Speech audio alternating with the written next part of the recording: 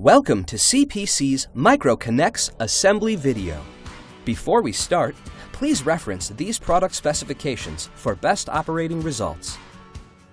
Assembling the MicroCNX is a quick and easy three-step process. Pinch, click, and pull.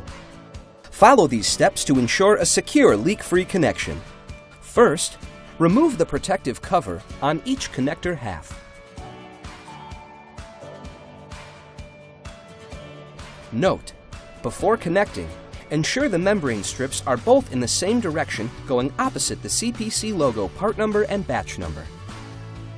Next, join the connectors together and click into place.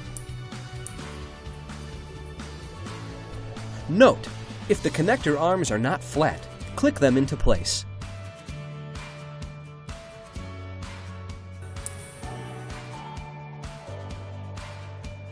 To complete the assembly, pull the two membrane strips simultaneously by pulling strips away from the connector.